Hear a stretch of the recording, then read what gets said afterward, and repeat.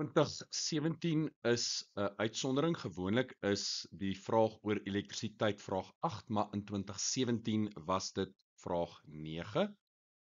Nou, leerders het die verhouding tussen potensiaalverskil en stroom vir die kombinasie van twee resistors, R1 en R2, ondersoek. In die een eksperiment is hulle in parallel verbind en in die tweede eksperiment is hulle in serie verbind. En dan kry ons grafiek X wat die resultate van een van die eksperimente toon en grafiek Y wat die resultate van die ander eksperiment stip. So as ons kyk na die grafiek, dan is stroom op die X-as die onafhanklike veranderlike, potensiaalverskil in volt op die Y-as die afhanklike veranderlike, en dan het ons twee grafieke, X en Y onderskeidelik. In 2017 moes ons Ohm se wet in woorde stel. Die potensiaalverskil of die spanning oor 'n geleier is direk eweredig aan die stroom in die geleier by konstante temperatuur. Dit is belangrik om daai by konstante temperatuur nie te vergeet nie. En omdat V gelyk is aan I maal R, weet ons dat die potensiaalverskil is direk eweredig aan die stroom. So weer eens, jou formuleblad help jou om Ohm se wet in woorde te kan stel. Watter fisiese hoeveelheid word deur die helling van hierdie grafiek verteenwoordig? Nou, as ons dink aan helling, dan weet ons M is gelyk aan delta Y op delta X. So ons kyk na die verandering op die Y-as gedeel deur die verandering op die X-as. So wat is op die Y-as? Ons het potensiaalverskil volt en ons deel dit deur die stroom in ampere, so ons deel dit deur die stroom. En V gedeel deur U is gelyk aan R, so die fisiese hoeveelheid is die weerstand.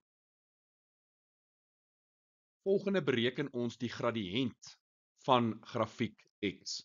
Soos ons nou net genoem het, die helling is gelyk aan die verandering in potensiaalverskil gedeel deur die verandering in stroom. En jy moet dan 2 punte kies, al is jou 1 punt 0,0, maar jy moet dit so aandui verkieslik.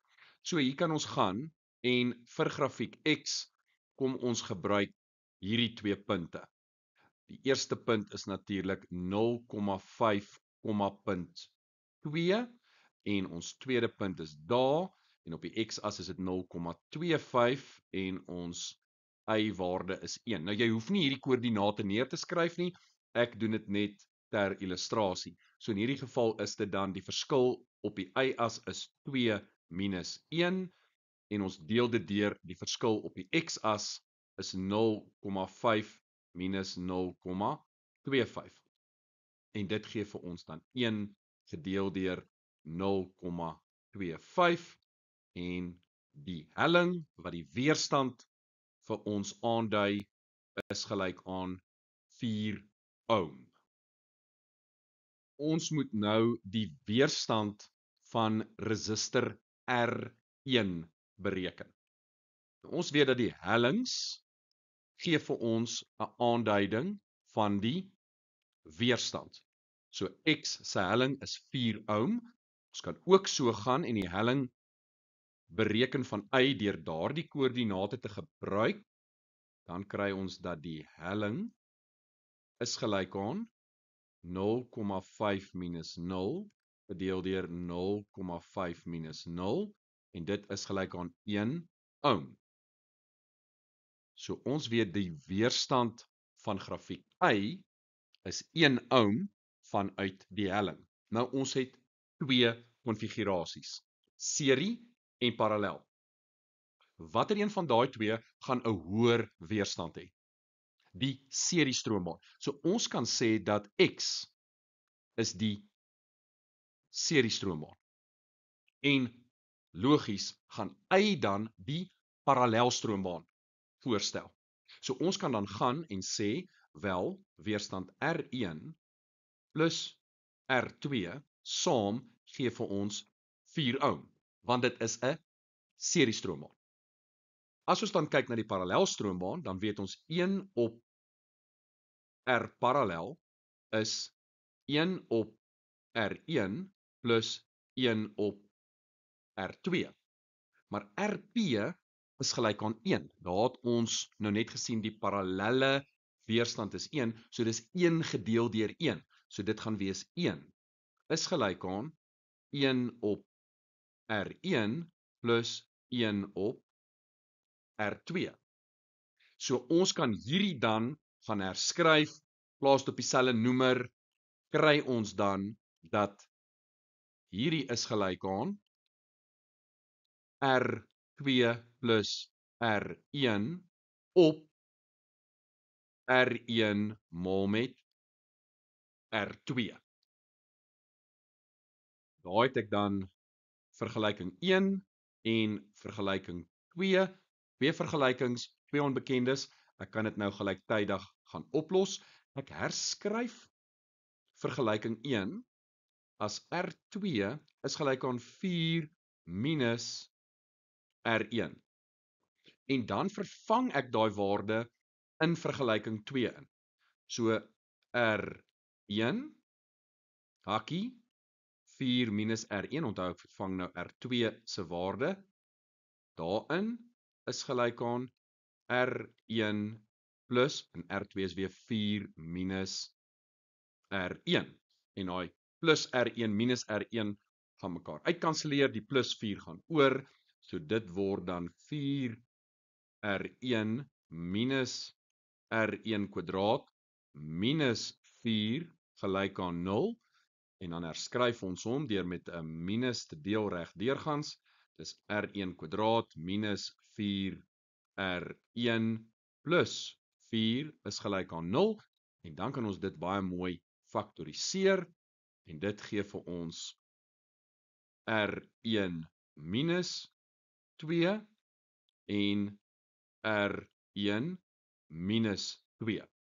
En dit op die eind van die dag laat jou dus met 'n R1 waarde gelyk aan 2 ohm. En kom ons toets dit gou. 2 ohm. Dan beteken dit R2 is ook 2 ohm. 2 plus 2 is 4. Met ander woorde, dis reg vir die seriestroombaan.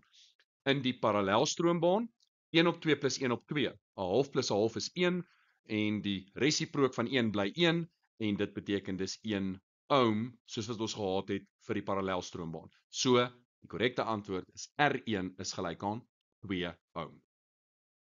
Die stroombaan bestaan uit 3 resistors. M, N en T, en daar is 'n battery met 'n EMK wat nie vir ons gegee word nie. Ons het wel die interne weerstand van 0,9 ohm.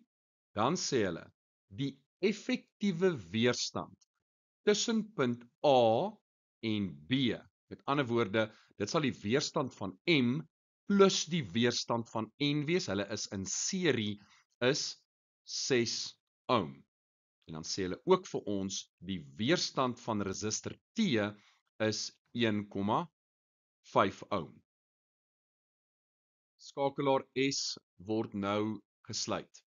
En die lesing op V1 is nou 5 volt.